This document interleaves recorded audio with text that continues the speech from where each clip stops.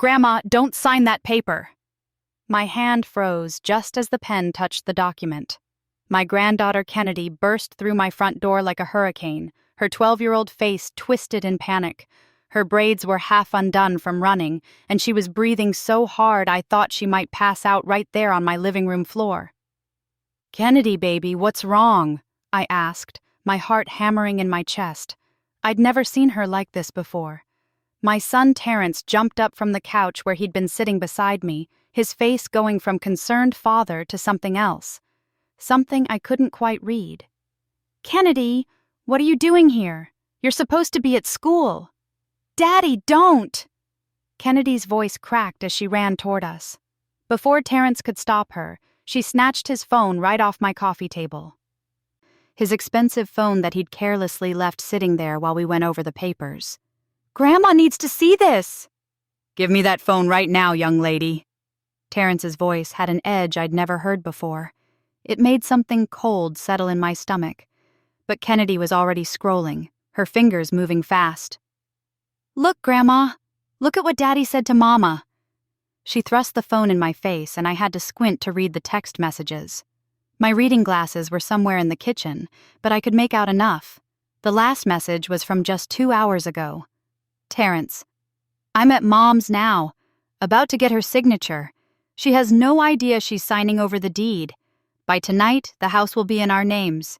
Candace: Finally. Once we sell it, we can pay off the credit cards and get that condo in Atlanta." "Your mama won't even know what hit her." Terrence: "The old woman trusts me too much. This is too easy." The words swam before my eyes. I read them once, twice, 3 times. Each time they felt like a fist to my chest. "Mama, I can explain." Terrence reached for the phone, but I held up my hand. 73 years on this earth, and I thought I'd seen every kind of hurt. I buried my husband 15 years ago.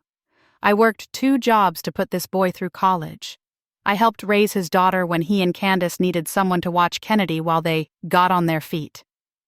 And this was how he repaid me? "Get out of my house," I heard myself say. My voice didn't sound like my own. It was cold, flat. "Mama, you don't understand. We're in debt, and we need—" "I said get out!" This time my voice shook the pictures on the wall. The same pictures of Terrence's childhood, his graduation, his wedding, Kennedy's baby photos, all those memories staring down at us while my son tried to steal my home. Before we continue, quick question. What would you do in this situation? Let us know in the comments, and don't forget to subscribe for more stories like this. Let me tell you how I got here. How a woman who raised her son to know right from wrong ended up with a snake in her living room. My name is Vivian Hayes, and I've lived in this house on Oakwood Street for 42 years. My late husband Jerome and I bought it back in 1983 with every penny we'd saved. It's not fancy. 3 bedrooms, 1 bathroom, a kitchen with yellow countertops I keep meaning to update. But it's paid for, it's mine, and it sits in a neighborhood that's gotten a lot nicer over the years. Developers have been circling like vultures, offering cash for properties. I've turned down 5 offers in the last 2 years alone. Terrence knew this. He knew I'd never sell. It started small, about 6 months ago. Terrence began visiting more often, which should have been a blessing. After Jerome died, Terrence got busy with his life. His job in pharmaceutical sales, his wife Candace and her expensive tastes, their nice house in the suburbs. I understood. Young people have their own lives. But then came the visits. Every Sunday after church, he'd stop by. Sometimes he'd bring Kennedy, sometimes not. We'd sit on this very couch drinking sweet tea, and he'd ask about my bills. Was I managing okay? Did I need help with anything? "I'm fine, baby," I'd tell him. "Your daddy left me with a good pension, and I got my Social Security. This house is paid for. I'm living comfortable." That should have been enough, but Terrence kept pushing. He'd mention how big the house was for just me, how much work it took to maintain. Wouldn't I be happier in a nice senior living community? They had activities, people my own age, No yard work to worry about. I shut that down quick. I'll leave this house when they carry me out in a box, I told him. And not a moment before. Looking back now, I can see his frustration in those moments. The way his jaw would tighten. How his eyes would dart around the house like he was calculating something. Then came the loan papers. 3 weeks ago, Terrence showed up looking stressed. Really stressed. He sat me down and told me he and Candace had gotten into some financial trouble. Bad investments. Credit card debt. They were behind on their mortgage and might lose the house. "We need about $50,000, Mama," he said, his eyes wet with tears I thought were real. "I know you have equity in this house. If you could just take out a small loan, we'd pay you back with interest. I swear on Daddy's grave." My heart broke for him. This was my baby, my only child. The thought of him and Kennedy losing their home made me sick. "Let me think about it," I said. He came back a week later with papers from a bank. "A home equity loan," he said. "Standard stuff." I just needed to sign, and the money would be in his account within days. I should have read those papers more carefully. I should have taken them to my own bank. But I trusted my son. That was my mistake. Today was supposed to be the day. Terrence came over at noon, right after I got back from my Tuesday morning Bible study at First Baptist. He had the papers all laid out on the coffee table. He'd even brought a special pen. "Just sign here, here, and here," he said, pointing to the lines marked with yellow tabs. "I already filled everything out. We just need your signature." I picked up the pen. I was about to sign the first page when I noticed something. The document was thick. Really thick for a loan application. "Why is this so many pages?" I asked. Terrence's smile didn't reach his eyes. "Banks love their paperwork, Mama. It's all standard stuff. Disclosures, terms, and conditions. You know how it is." I didn't know how it was. Jerome had always handled the paperwork when he was alive. But Terrence was my son. He worked in business. He wore suits to work. He knew about these things. I positioned the pen over the first signature line. That's when Kennedy came through the door, like the hand of God himself. Now here we stood, the three of us in my living room, the truth sitting between us like a living, breathing thing. Terrence's face had gone through about 6 different emotions in the last minute. Shock, anger, fear. Now he was settling on something that looked like defeat mixed with desperation. "Kennedy, go wait in the car," he said quietly. "No." Kennedy moved closer to me, her small body shaking but her voice firm. She wrapped her arms around my waist. "I'm not leaving Grandma." "You don't understand what you've done, little girl," Terrence said, and there was a threat in his voice that made my blood run cold. This wasn't the son I raised. Or maybe it was, and I'd just been too blind to see it. I looked down at the papers still sitting on my coffee table. Without my signature, they were just trees that died for nothing. But I needed to know exactly what I'd almost signed away. "Kennedy, baby, hand me my reading glasses from the kitchen," I said softly. She ran to get them, keeping her eyes on her father the whole time like he might disappear the papers if she looked away. I put on my glasses and started reading. Really reading. These weren't loan papers. This was a quitclaim deed, a transfer of property, from Vivian Hayes to Terrence Hayes and Candace Hayes. If I had signed this, the house would have legally become theirs. They could have sold it out from under me, and I'd have had no recourse. "You were going to make me homeless," I said, looking up at my son. "Your own mother. Homeless." "We weren't going to kick you out," Terrence said quickly. "You could have stayed here until you found a buyer willing to pay cash for a quick close," I finished. "I've seen how those deals work. They want empty houses. You would have put me in some nursing home and sold my house before I could say a word." The silence that followed was deafening. Terrence ran his hand over his face. When he looked at me again, the mask was completely gone. What I saw underneath made me wish I'd never looked. "You don't need this house, Mama," he said, and his voice was cold now. No more pretending. You're old. You're alone. We have a family to think about. Kennedy needs opportunities, private school, college. Do you know how much that costs? This house is worth $500,000, and you're just sitting in it watching TV and going to church. It's selfish. I'd been called many things in my life, but never selfish. Not by my own child. Get out, I said again. This time, Terrence didn't argue. He snatched the papers off the table, grabbed his phone from Kennedy's hand, and headed for the door. But he stopped at the threshold and turned back. You're making a mistake, Mama, he said. We needed that money. And now you've turned my own daughter against me. This isn't over. The door slammed so hard it rattled the windows. Kennedy and I stood in the silence that followed, holding on to each other like we were the only solid things left in the world. How did you know? I finally asked her. How did you know to come here? Kennedy pulled back and looked up at me with eyes too old for 12. I heard Mama and Daddy fighting last night. Mama said Daddy needed to hurry up and get your signature before you figured out what the papers really were.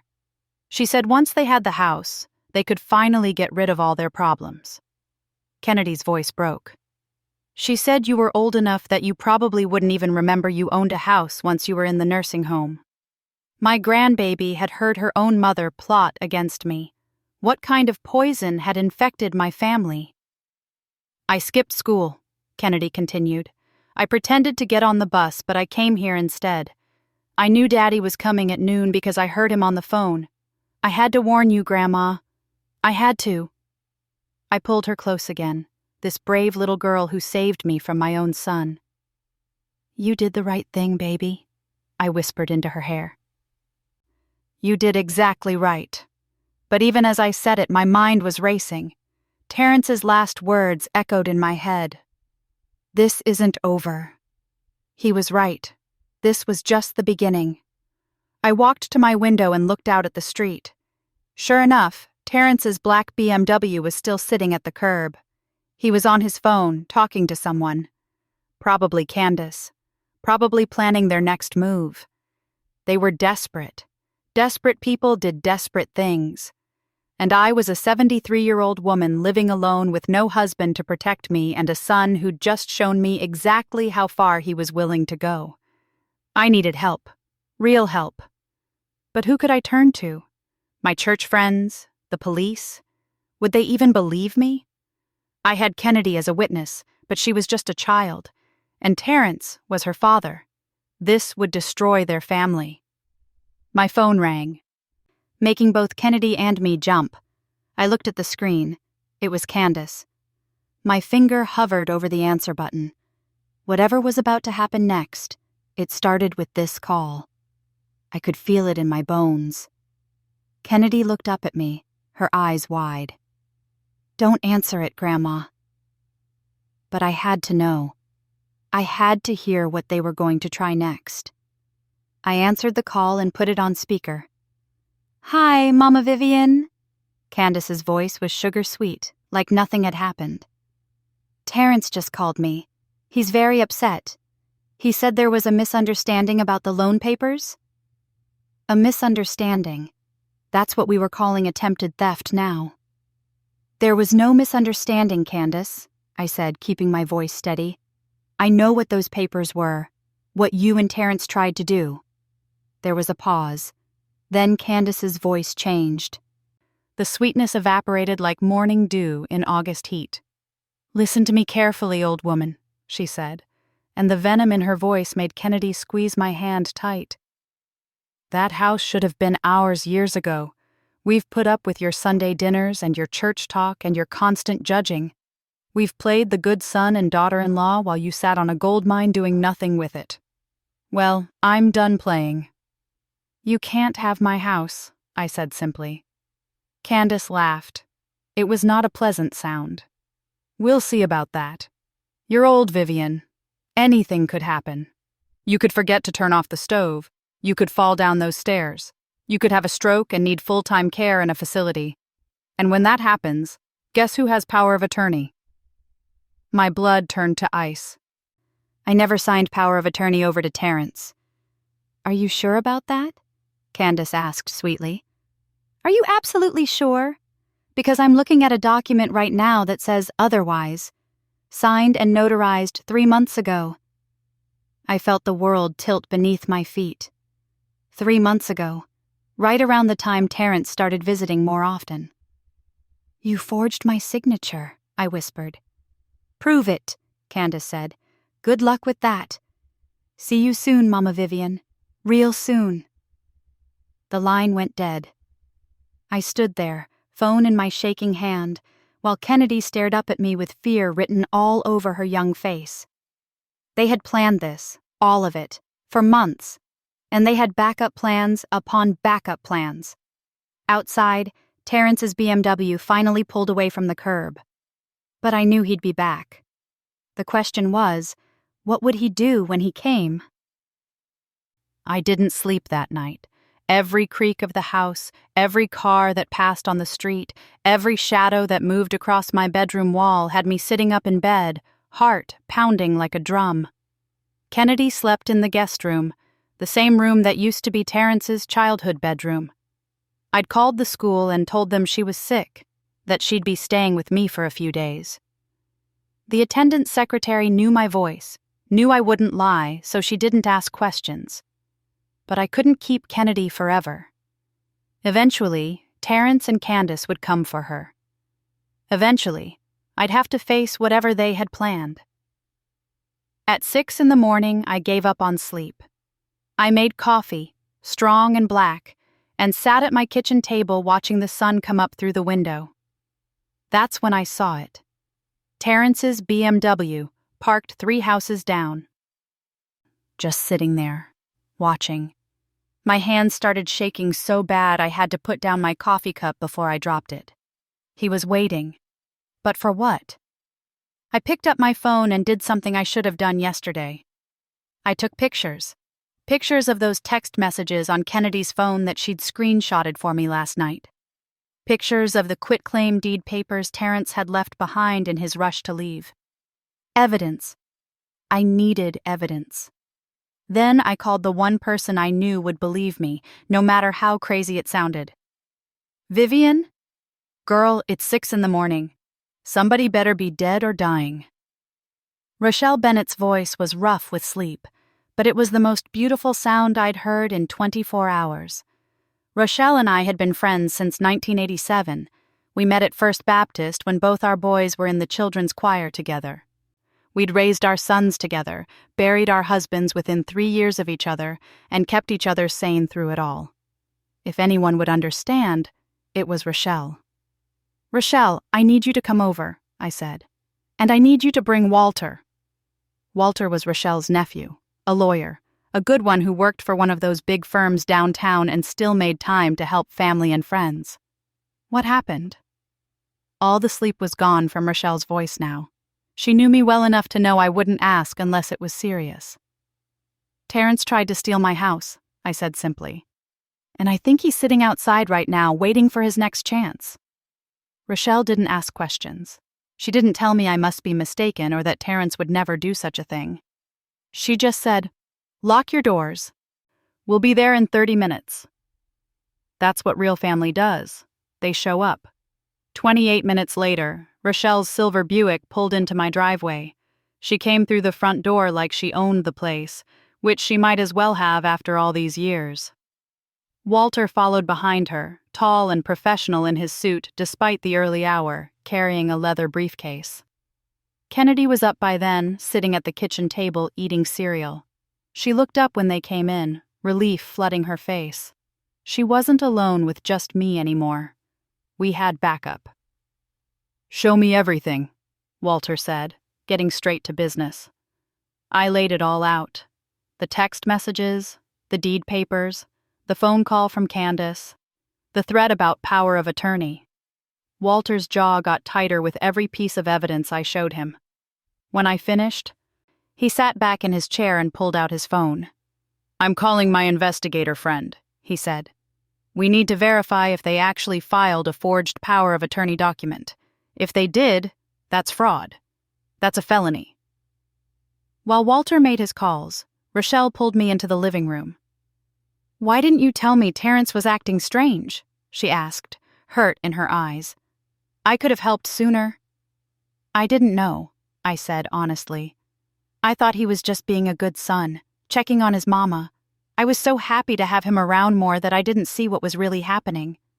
Rochelle squeezed my hand. "We're going to fix this, Viv.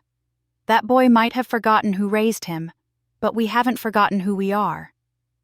Walter came back into the room, his face grim. "My investigator is checking the courthouse records now. But there's something else you need to know. I did a quick property search on your address." He paused. "Someone filed a lien against your house 2 weeks ago. A company called TH Holdings LLC. "What's that?" I asked. "I don't know yet, but I'm going to find out. A lien means they're claiming you owe them money. If you do owe money and don't pay, they can force the sale of your house to collect." "But I don't owe anybody anything." My voice rose. "This house is paid for." "I know," Walter said gently, "which means this lien is probably fraudulent. But we need to prove it. We need to fight it in court, and we need to do it fast." My phone buzzed. A text message from a number I didn't recognize. "Stop fighting this. Sign over the house or face the consequences. We know you're alone. We know you're weak. We know you can't win." My hands shook as I showed the text to Walter. "That's harassment," he said immediately. "Save that. We're documenting everything." Another buzz. This time it was an email. From someone claiming to be from Adult Protective Services. They'd received a report that I was suffering from dementia, that I was unsafe living alone, that I needed immediate evaluation for placement in a memory care facility. "This is a lie!" I shouted. "I don't have dementia!" Walter read the email over my shoulder. "It's fake. Look at the email address. That's not the real APS domain. They're trying to scare you." But it was working. I was scared. More scared than I'd been in my entire life. "They're trying to make me look incompetent," I whispered. "If they can prove I'm mentally unfit, they can take everything." "Not on my watch," Walter said firmly. "Here's what we're going to do. First, I'm filing an emergency restraining order against Terrence and Candace. Second, we're going to the police station to file a report about the attempted fraud and the harassment. Third, we're getting you a full medical evaluation from your doctor to document that you're of sound mind. And fourth," he looked at me seriously, "you're not staying in this house alone anymore. Not until this is resolved." "I'm not leaving my home," I said stubbornly. "I'm not asking you to leave," Rochelle cut in. "I'm moving in. Guest room is still set up, right? I'll stay until this mess is over." I wanted to cry. Instead, I nodded. We spent the morning at the police station. The officer who took our report was a young black woman named Officer Sims. She listened to everything, looked at all the evidence, and her face got harder with each detail. "Ma'am, I'm going to be honest with you," she said when I finished. "This is a civil matter mostly, which means it has to go through the courts. But the harassment, the threats, the possible forgery, that's criminal. I can't arrest them yet without more proof, but I can increase patrols past your house, and if they show up, if they threaten you, you call 911 immediately. Understand?" I understood. The police couldn't save me. Not really. This fight was going to be won or lost in a courtroom. We went to my doctor next. Dr. Okafor had been my physician for 15 years. She knew me. When I explained what was happening, her face filled with fury. "They are trying to claim you have dementia?" she asked in her thick Nigerian accent. "You? The woman who remembers every medication, every appointment, every detail of her medical history better than my nurses? Absolutely not." She ran every cognitive test in the book. Memory tests, problem-solving tests. She documented everything. Then she wrote a letter, on official letterhead, stating that I was of completely sound mind and had no signs of cognitive decline whatsoever. "You give this to your lawyer," she said, handing me the letter.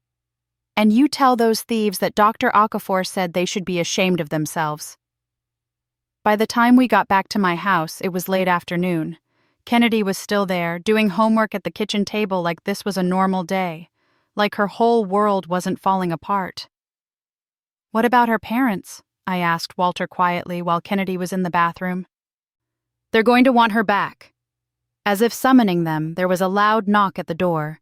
Through the window I could see Terrence and Candace standing on my porch.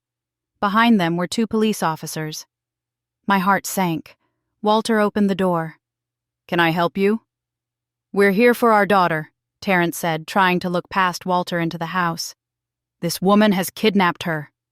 "I did no such thing!" I pushed forward, but Walter held me back. One of the officers stepped forward. "Ma'am, are you Vivian Hayes?" "I am." "We received a report that you're holding a minor child against her will. We need to verify the child's well-being." Kennedy appeared at the top of the stairs. When she saw her parents, she went pale. "Kennedy, come here, baby," Candace called out sweetly. "Time to come home." Kennedy looked at me, then at her parents, then back at me. I could see the war happening behind her eyes. "It's okay, baby," I said softly, even though my heart was breaking. "Go on." "But Grandma—" "It's okay," I repeated. "You did good. You saved me. Now you gotta go home." Kennedy came down the stairs slowly. When she reached the door, Terrence grabbed her arm roughly. Too roughly. I saw Kennedy wince. "That's enough," one of the officers said sharply, noticing the same thing. "Sir, ease up." Terrence loosened his grip but didn't let go. "Let's go, Kennedy. Now." As they turned to leave, Kennedy looked back at me. Her eyes were full of tears, but she mouthed 2 words. "Be careful." Then they were gone. The silence that followed was suffocating. "They're going to punish her," I said, my voice breaking. "For helping me." "We'll keep an eye on it," Walter promised. "If there's any sign of abuse, we call Child Protective Services, the real ones." That night, true to her word, Rochelle moved in. She brought 2 suitcases, her special pillow, and a baseball bat that she propped up next to the guest room bed. "Just in case," she said when I raised an eyebrow. We sat up late, drinking tea and talking about everything and nothing, avoiding the elephant in the room, the fact that my son had become a stranger, the fact that I might lose everything I'd worked for my whole life. Around midnight, my phone buzzed again. Another text from the unknown number. "Your granddaughter is home where she belongs. She's learned not to interfere in adult business. Now it's your turn to learn. Sign over the house by Friday, or we start making life very difficult for little Kennedy. Accidents happen to children all the time." I dropped the phone like it had burned me. "Rochelle," I whispered. "They're threatening Kennedy." Rochelle read the message, and I watched something change in her face. Something hard and cold settled there. "That's it," she said. "These people want to play dirty? We can play dirty. Walter!" Walter came downstairs, still awake, still working on paperwork at the dining room table. "What's wrong?" Rochelle showed him the message. "They just threatened a child. What can we do?" Walter's face went dark. "This changes everything. This isn't just fraud anymore. This is extortion. This is making terrorist threats. We take this to the police first thing in the morning." He looked at me. "Miss Vivian, I know this is hard. But we need to be prepared for this to get uglier before it gets better. These people are desperate. Desperate and dangerous." "I know," I said quietly. "But I'm not backing down. This is my home. Jerome and I built our life here. I'm not letting them take it." "Good," Walter said. "Because we're going to need you to be strong. Court date is set for next week. The judge will hear our motion to dismiss the fraudulent lien and our request for a restraining order, but between now and then, they're going to try everything to break you." He was right. The next morning, I woke up to find that someone had spray-painted "Crazy Old Lady" across my garage door. My mailbox had been knocked over, and there were 3 dead roses on my front porch. "They came during the night," Rochelle said, standing next to me on the porch. "While we were sleeping." The message was clear. They could get to me anytime they wanted, but what they didn't know was that my neighbor across the street, Mr. Humphreys, had installed a new security camera system last month, one that pointed right at my house. "Mr. Humphreys," I called across the street. He was outside watering his plants. "Can I see your security footage from last night?" 10 minutes later, we were all crowded around Mr. Humphrey's computer, watching grainy footage from 2 in the morning. A car pulled up. Not Terrence's BMW. A different car. A rental, maybe. 2 figures got out, faces covered with hoodies. They vandalized my property quickly and efficiently, then drove away. But just before they got in the car, one of them turned toward the camera. The streetlight caught their face for just a second. It was Candace. "Got you," Walter breathed. "That's evidence." We saved the footage, printed screenshots, added it to our growing file of evidence against them. But even as we worked, even as we built our case, I couldn't shake the feeling that we were missing something. Some piece of the puzzle that would explain why they were so desperate, why they were willing to risk everything, their freedom, their daughter, their future, just to get my house. $50,000 in debt, Terrence had said. But this house was worth $500,000. That was way more than they needed to pay off credit cards. Something else was going on.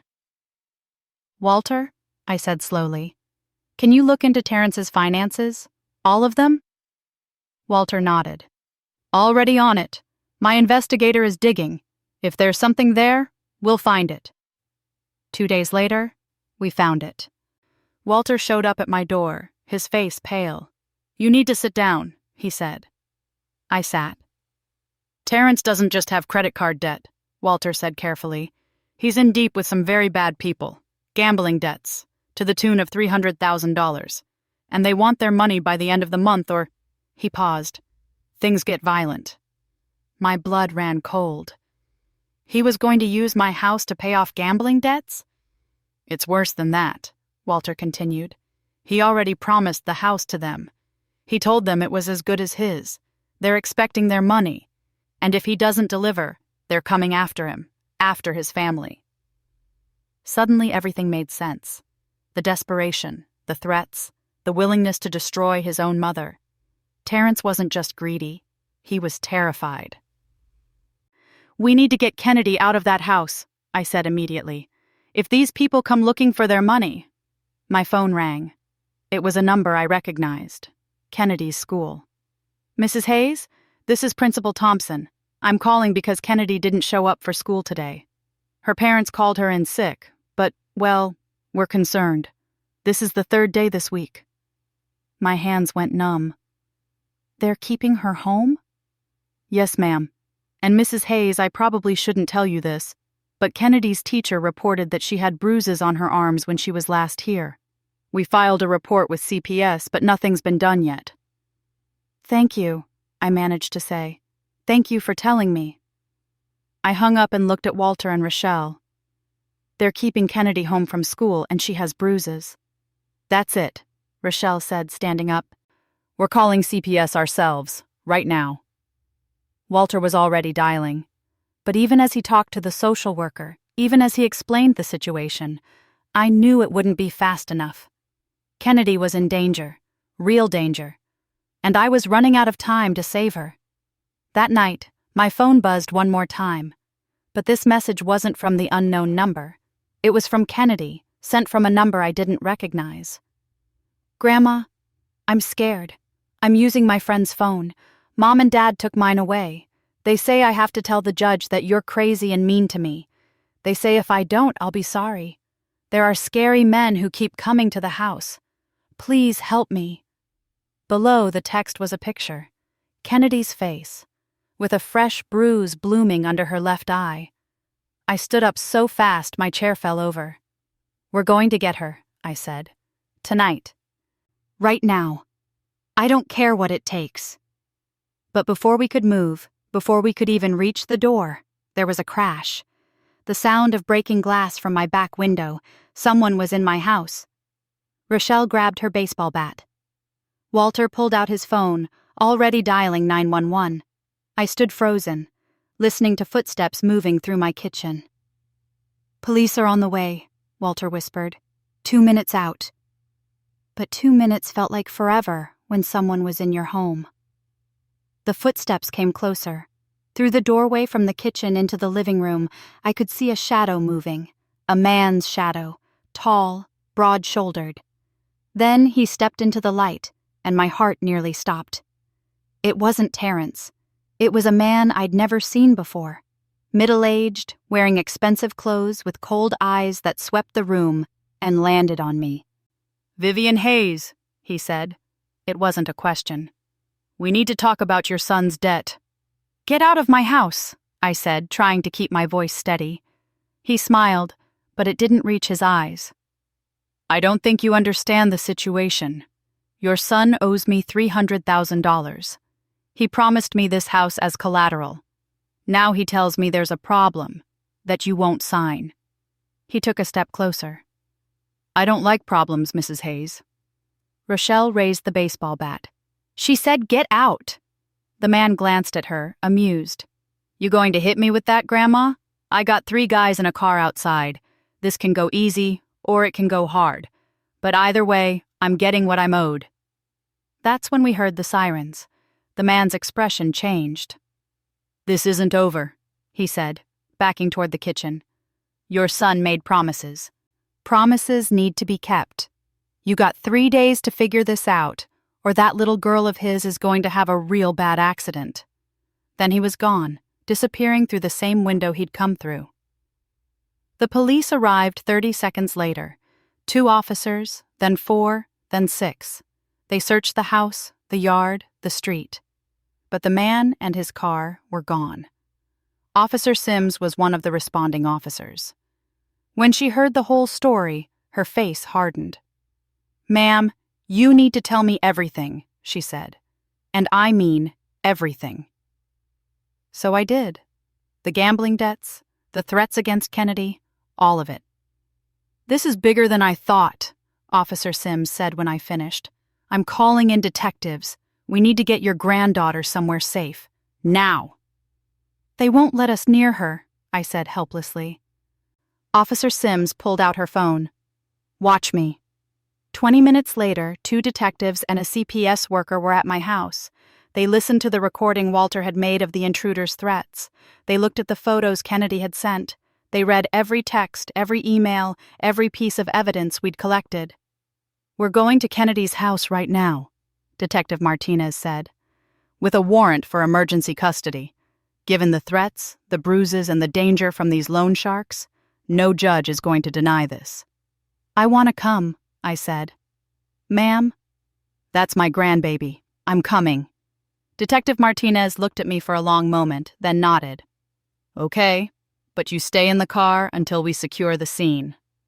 At 11 o'clock at night, a convoy of police cars pulled up to Terrence and Candace's house in their nice suburban neighborhood.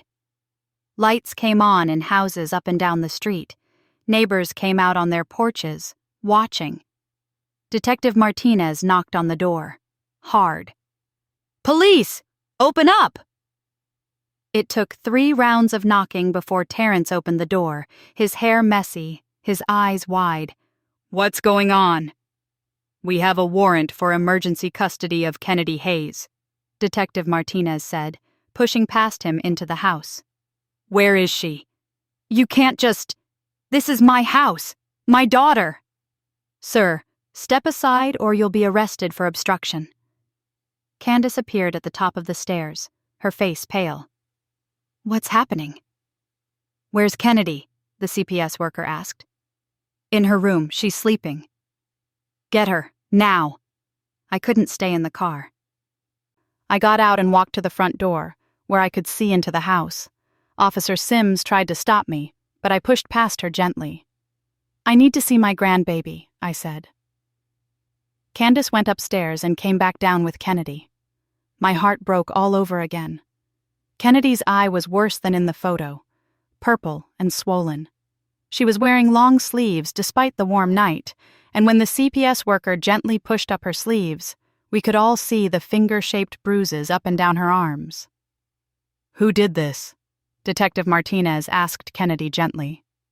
Kennedy looked at her parents, fear written all over her face. "Baby, it's okay," I called from the doorway. "Tell them the truth. Nobody's going to hurt you anymore." Kennedy's eyes found mine. Something shifted in her face. "My mom," she whispered. "She grabbed me and shook me when I wouldn't say Grandma was mean to me. And my dad," her voice broke. "He said if I told anyone, the bad men who keep coming to our house would hurt me worse." "That's a lie!" Candace shrieked. "She's lying! The old woman put her up to this!" "Ma'am, you need to calm down," Officer Sims said. "I will not calm down. This is my daughter. You can't take her." Detective Martinez stepped forward. "Mrs. Hayes, you're under arrest for child abuse and extortion. You have the right to remain silent." "No!" Candace lunged for Kennedy, but officers caught her before she could get close. "This is your fault," she screamed at me. "All of this is your fault. If you had just signed over the house like you were supposed to, none of this would be happening." Terrence stood frozen, watching his world collapse. When Detective Martinez moved toward him with handcuffs, he finally snapped out of it. "Wait," he said. "Wait, I'll tell you everything. I'll testify. Just, please, don't let those men hurt my daughter." "Start talking," Detective Martinez said. And Terrence did. He told them about the gambling, how it started small, just online poker, then sports betting, then high-stakes games at illegal casinos. How he'd lost more and more, borrowed from the wrong people to cover his losses, and dug himself into a hole $300,000 deep. "They said they'd kill me," Terrence said, his voice shaking. "They showed me pictures of what they do to people who don't pay. So I told them about my mother's house. I told them it was worth $500,000, that I could get it signed over to me.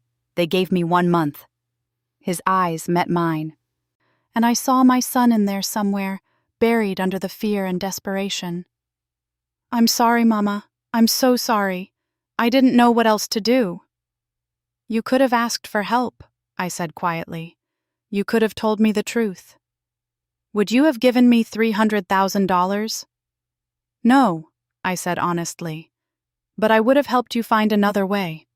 A legal way. We could have sold some things, borrowed from the bank, made a payment plan. We could have figured it out together. Instead, you tried to steal from me. You let them abuse your daughter. You became someone I don't even recognize." Terrence's face crumpled. He started to cry, real tears this time, but I felt nothing. The son I'd raised was gone. This stranger had taken his place. Kennedy ran to me and I caught her in my arms. She buried her face in my shoulder and sobbed. "You're safe now, baby," I whispered. "I've got you." The CPS worker approached us gently. "Mrs. Hayes, Kennedy will need to be placed in protective custody while we sort this out. Given the circumstances, if you're willing, we can do an emergency placement with you." "Yes," I said immediately. "Absolutely yes. We'll need to do a home visit, get some paperwork signed, but under the circumstances, she can go home with you tonight." I looked at Terrence and Candace as officers led them to separate police cars. Candace was still screaming, still blaming everyone but herself. Terrence was silent, his head down, handcuffs glinting in the streetlights. "Let's go home, Kennedy," I said softly. The next week was a blur. Court hearings, police interviews, meetings with lawyers and social workers. The loan sharks were arrested after police raided their operation. Turns out Terrence wasn't their only victim. The FBI had been investigating them for months. Walter fought the fraudulent lien and won. The company, TH Holdings LLC, which turned out to be registered to Terrence and Candace, was dissolved. The forged power of attorney was exposed and thrown out. Every attempt they'd made to steal my house was documented, proven, and destroyed. Terrence and Candace were both charged with attempted fraud, extortion, child abuse, and conspiracy. The prosecutor said they were looking at 5 to 10 years each. Kennedy stayed with me. We converted Terrence's old room into a proper room for her, with a new bed and a desk for homework. She went back to school, where her friends welcomed her with hugs, and her teachers watched over her like protective hens. Rochelle stayed too, at least for the first month, until we both felt safe again. Mr. Humphreys installed security cameras at my house, the good kind with clear pictures and motion sensors. My church family rallied around us, bringing casseroles and prayers and fierce protective love. The court date for the final hearing arrived 6 weeks after that terrible night. I walked into that courthouse with Kennedy on one side, Rochelle on the other, Walter leading the way, and half of First Baptist's congregation filling the benches behind me. Judge Anderson was a black woman in her 50s with sharp eyes and no patience for foolishness. She read through every document, looked at every piece of evidence, and listened to Kennedy's testimony with a face that got harder with each word. When it was my turn to speak, I stood up and looked at Terrence and Candace sitting at the defendant's table. Terrence couldn't meet my eyes. Candace glared at me with pure hatred. "Your Honor," I said, my voice steady and strong, "I want to make something clear. I'm not here for revenge. I'm here for justice. I'm here to protect my granddaughter and my home. I spent 42 years building a life in that house. My husband and I raised our son there. We paid every mortgage payment on time, took care of that property, made it a home." I paused. What my son and his wife tried to do was take all of that away because they made bad choices. They gambled. They borrowed from criminals. They lied. And when their house of cards started falling, they tried to make it my problem. They tried to make me pay for their mistakes. I'm 73 years old, Your Honor. I deserve to live out my days in peace, in the home I earned. And my granddaughter deserves to grow up safe and loved, not used as a bargaining chip by parents who forgot what family means. Judge Anderson nodded slowly. "Mrs. Hayes, I want you to know that in 30 years on the bench, I have never seen a case quite like this. The level of betrayal, the calculated nature of the fraud, the abuse of a child, it's staggering." She turned to Terrence and Candace. "You should be ashamed of yourselves.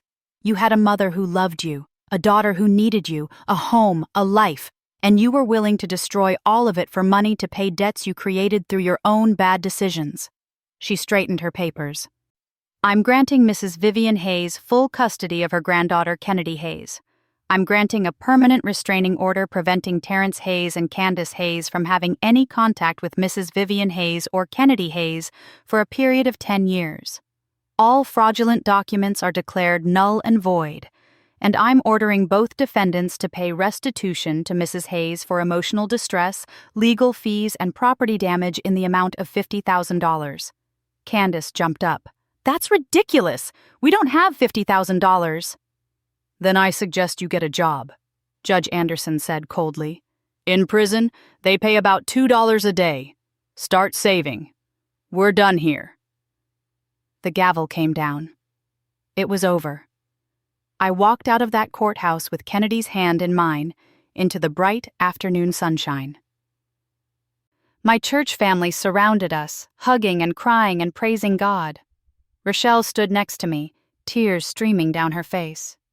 "You did it, Viv," she said. "You won." I had won, but it didn't feel like victory. It felt like survival, like waking up from a nightmare and realizing the morning was still there, waiting for me. That night, Kennedy and I sat on the front porch of my house, our house now, watching the sunset. The spray paint had been cleaned off the garage. The mailbox was fixed. The dead roses were long gone, replaced by fresh flowers from the church ladies. "Grandma," Kennedy said quietly, "do you think my dad will ever be sorry? Like really sorry?" I thought about that for a long moment. "I don't know, baby.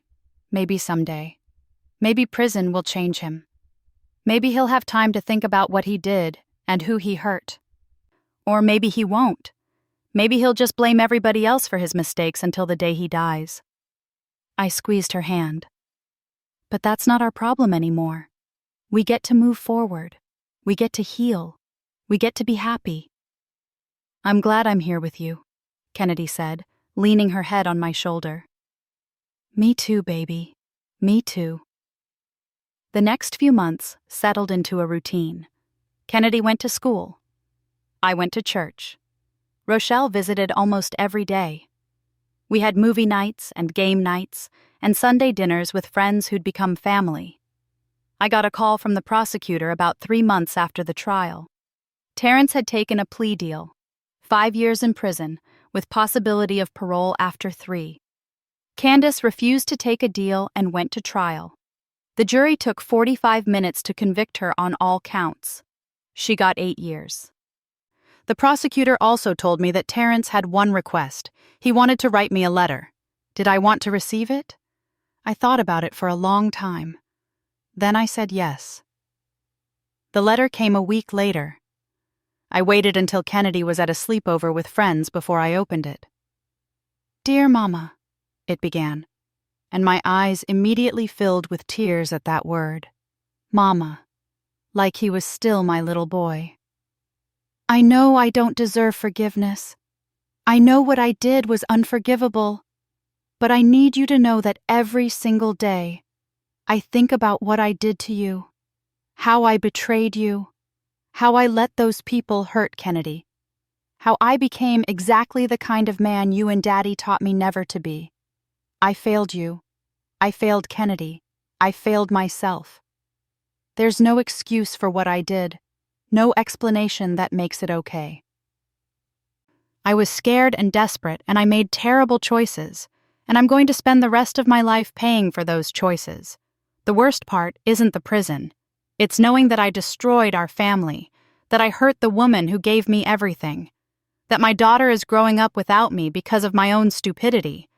I'm in a program here for gambling addiction, and I'm talking to a counselor. I'm trying to figure out how I became this person, how I let greed and fear turn me into a monster. I don't expect you to write back. I don't expect you to ever forgive me. I just needed you to know that I'm sorry. I'm so sorry, Mama. Take care of Kennedy. Give her the love and stability I couldn't give her. She deserves so much better than what Candace and I gave her. She deserves you. I love you, Mama. I always will, even if I destroyed any chance of you loving me back. Your son, Terrence.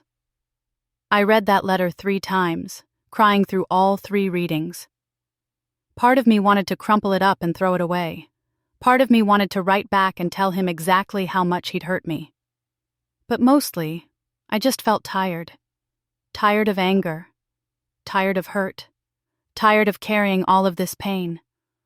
So I folded the letter, put it in a box on the top shelf of my closet, and went to bed. Maybe someday I'd respond. Maybe someday I'd forgive him. But not today. Today I needed to focus on the family I had left, the granddaughter who needed me, the life that was still worth living. A year passed, then another. Kennedy thrived. She made honor roll every semester. She joined the basketball team. She laughed more. The bruises faded from her arms, and the ones on her heart started to heal too. On the 2-year anniversary of that terrible night when Terrence tried to steal my house, Kennedy and I had a little ceremony. We planted a rose bush in the front yard, a yellow one, for new beginnings. To surviving, I said, patting down the soil around the roots. To surviving, Kennedy echoed. Then she added, and to Grandma, who's the strongest person I know. I pulled her into a hug. We're both strong, baby. We survived together.